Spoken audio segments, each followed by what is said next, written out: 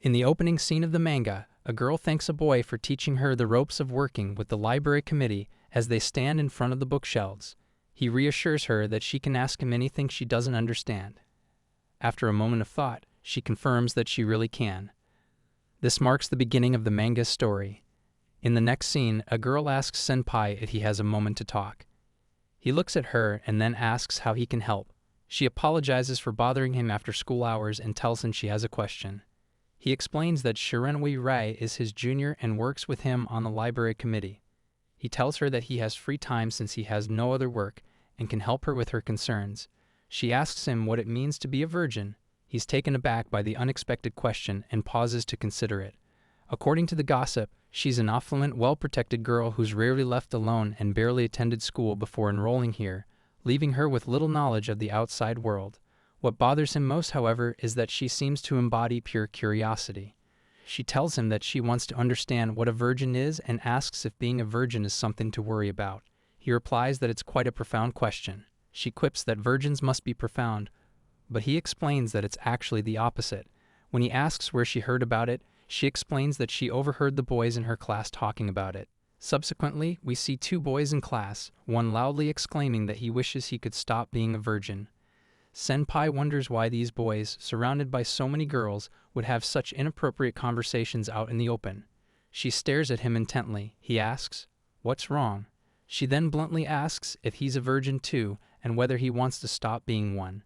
Taken aback, he quickly pulls her aside, advising her not to say things like that, especially in the school corridor where others can hear. As they pass, students whisper about her, commenting on her asking if she's a virgin and remarking on how cute she is. He thinks about how silly her question is, but for the sake of her being his adorable junior, and as the respected still not adult, he feels obligated to take the initiative and answer her questions. He takes her into a classroom and tells her that a virgin is someone who never stops dreaming of things that are always out of reach, but never gives up on the belief that he will succeed someday. She responds that he ought to have explained things in simpler terms so she can understand, as she didn't grasp what he was talking about. He hesitates to tell her that being a virgin is easy yet reserved.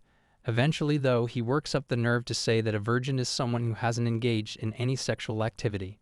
She looks at him and refers to having intercourse. When he asks if she doesn't know what it means, she responds that she knows a little and has heard the word before. Then, suddenly realizing, she tells him that he's talking about sex. He's puzzled by why she seems so pleased. When he asks where she learned about it, she explains that she overheard the boys in her classroom discussing it. He pleads with her to stop repeating the word sex.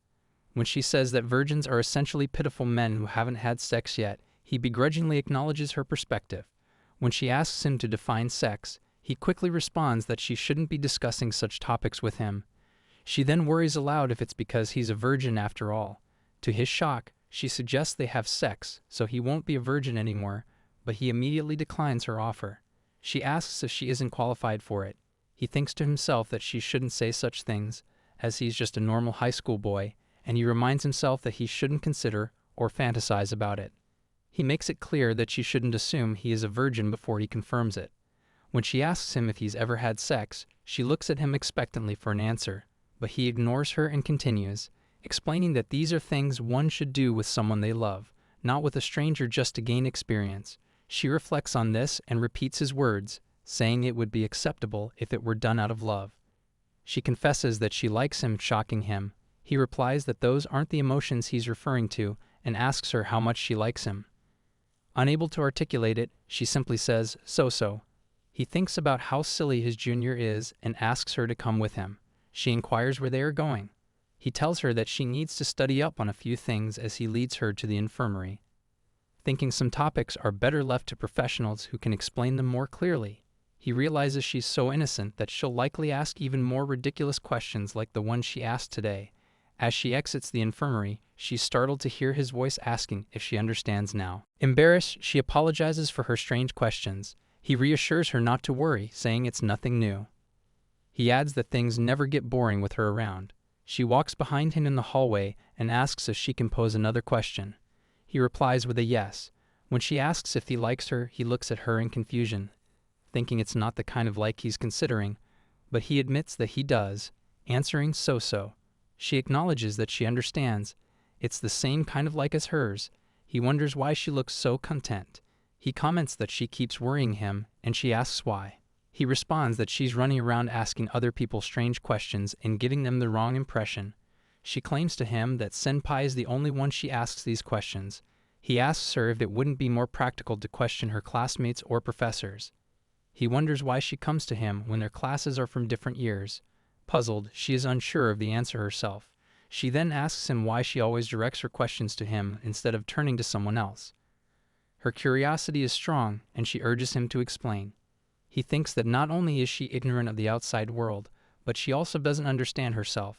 He realizes he needs to teach her more in the future.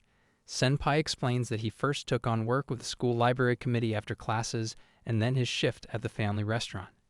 He has to juggle multiple part-time jobs because of his family's financial struggles. He asserts that his situation is entirely different from his juniors, who often approaches him with a barrage of ridiculous questions, unaware of the world around her. He wonders what else he will have to teach her. The incident that follows takes place in the men's restroom, where Senpai is seen relieving himself. He is startled to find Shirenui standing behind him. When he asks her if she knows where she is, she naively replies that she does, and that they are in the restroom. After he informs her that this restroom is for males only, she asks if bathrooms are divided by gender nowadays. He tells her that this hasn't changed recently, and has been the case since before she was even born. She looks surprised by this sudden realization. He then asks her if she has ever wandered into the men's restroom before, to which she responds that she doesn't know because she doesn't pay attention to that. He is taken aback by her answer. He advises her to be careful in the future and not to accidentally use the men's restroom. When she asks why she shouldn't enter the men's restroom, he responds that it's because she is a girl. She asks Senpai why a girl shouldn't use the boys' restroom, and when he tries to explain, she follows up by asking why the two restrooms are even separated. He pauses for a moment, realizing it's an interesting question, one he'd never considered since it seemed like common sense.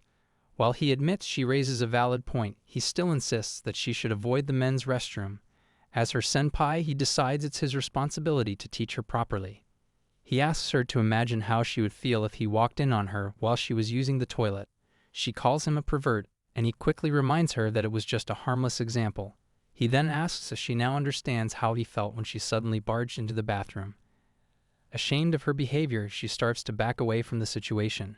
He responds that disappearing like that isn't helping him, but he's at least glad she learned her lesson.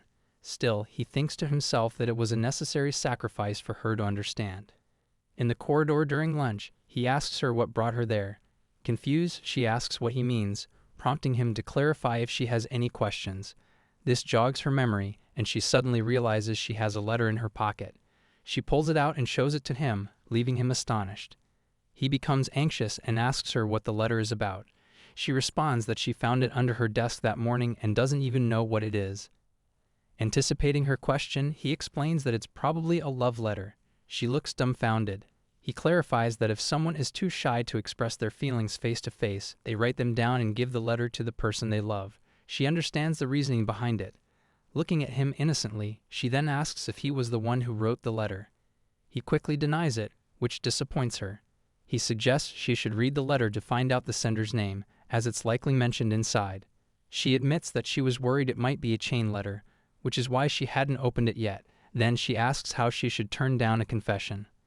He advises her to at least read the letter first and find out the sender's name before deciding what to do.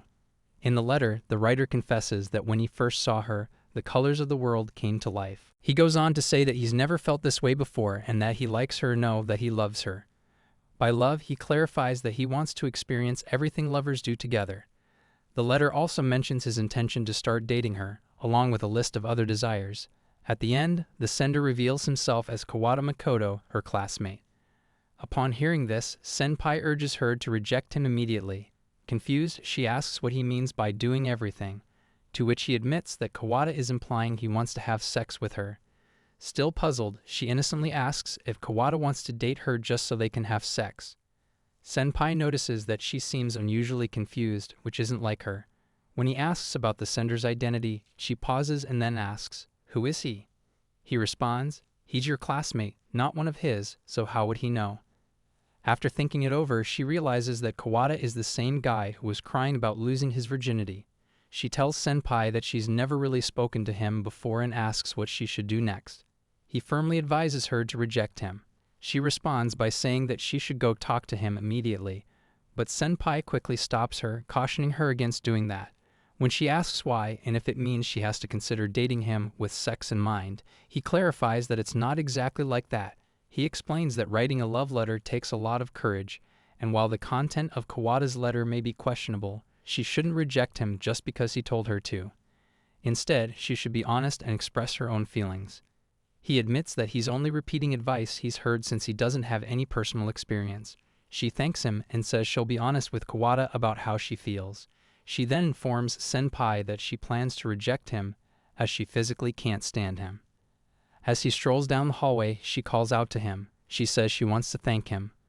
When he asks what for, she brings up the earlier incident involving the boy's confession, explaining that, thanks to his help, she handled it quite well. She loudly declares how much she can't stand the boy, leaving him stunned and embarrassed.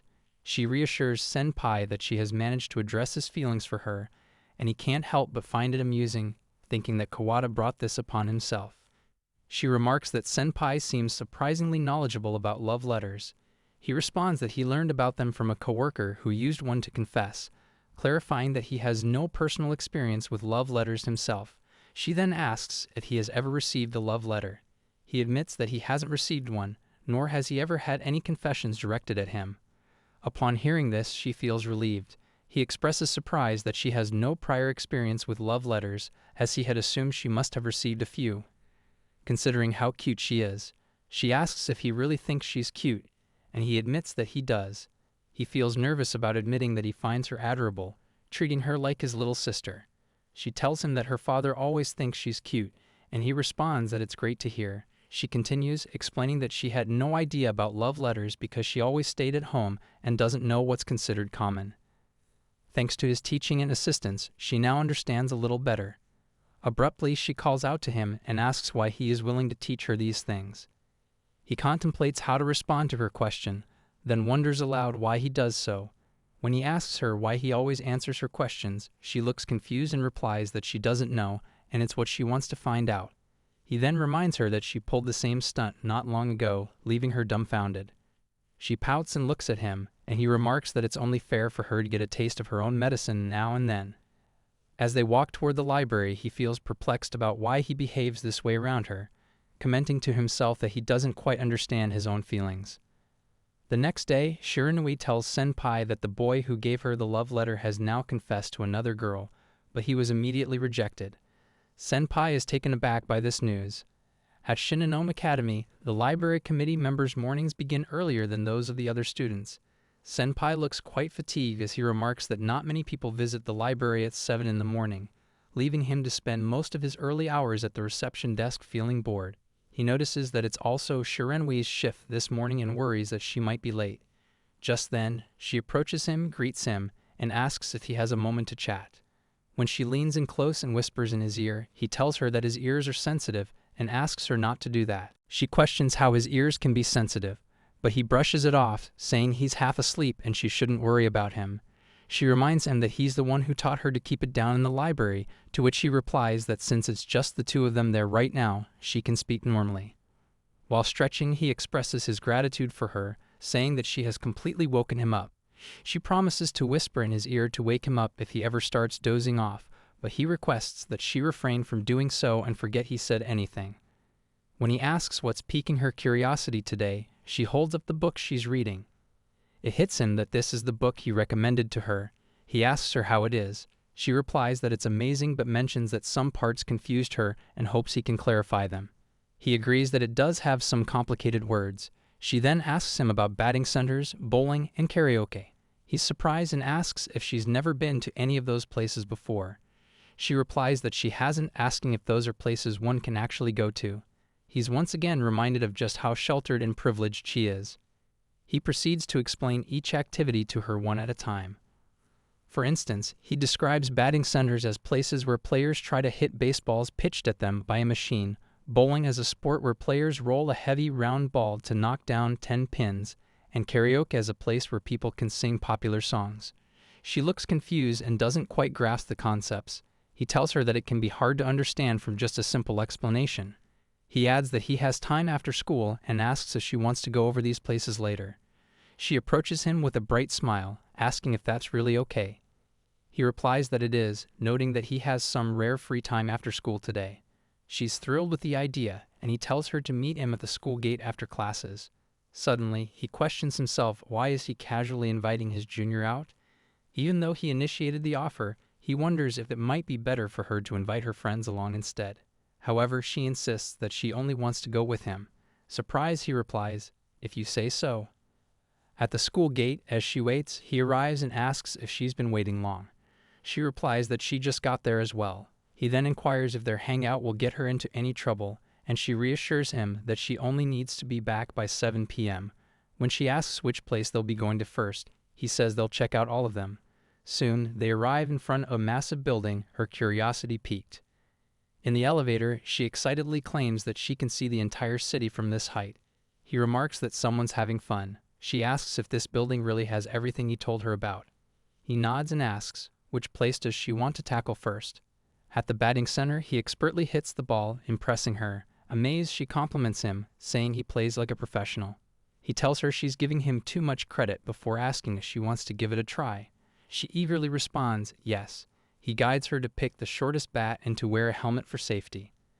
As he teaches her how to handle the bat, he instructs her to grip the upper part with her right hand and the lower part with her left. For a beginner, he suggests starting with a speed of 80 kilometers per hour. He explains that once she's ready, all she needs to do is feed the machine some cash. He encourages her to focus on hitting the ball and reminds her not to swing the bat too hard. She finally takes her first swing and clumsily misses the ball. She pouts in frustration, but he reassures her, saying that's how it goes for everyone when they start out. Stepping forward to help, he corrects her posture. He points out that she's bending forward too much and advises her to keep her back straight. After positioning her hands on the bat, he instructs her to maintain her posture and keep her eyes open, reminding her not to move her head too much. He quickly apologizes, realizing he touched her without thinking, and in a bit of a panic, he begs her not to report him. She reassures him, saying it's fine and that she doesn't mind it at all. Flustered, he tells her to wait for the next ball and stay focused. She successfully hits the ball and, delighted, exclaims that she actually hit it. He quickly reminds her to keep her eyes ahead as the next ball is already coming. After a few more attempts, she tells him how much fun she had, and he compliments her on doing well for a beginner. She admits that she couldn't hit the ball as effortlessly as he did and asks if he comes here often. He responds that he sometimes drops by after his shifts, usually when he's had enough of annoying customers and coworkers. He adds that he just imagines the balls as those unpleasant people and smacks them, mentioning that they arrive barely 30 seconds before closing time. She remarks that it sounds rather terrifying. At the bowling alley, he rolls the ball, only for it to land in the gutter, completely missing the pins. When she asks how many points he scored, her innocent question hits him in the heart. He tells her it's her turn, but suddenly it gets dark. She asks if the power has been shut off, to which he replies that it's just part of their steamy light strike game rounds. As the spotlight shines on the balls, he tells her that whoever scores a strike gets to take a commemoratory photo. She becomes furious, exclaiming how dare they give her a scare, and decides she's going to hit all the balls. He wonders if she has past trauma related to blackouts or something. He advises her not to use too much strength when throwing the ball and to aim between the third and fourth lanes. He thinks that since this is her first time, even hitting a single pin would be a great accomplishment. She throws the ball, and he notices her anger, equating it to wrath from the 7 deadly sins. She knocks down every pin, prompting him to call it a strike of anger. Surprised, she asks if he saw her hit all the pins. He compliments her, teasingly asking if she's a professional. She says that's an exaggeration.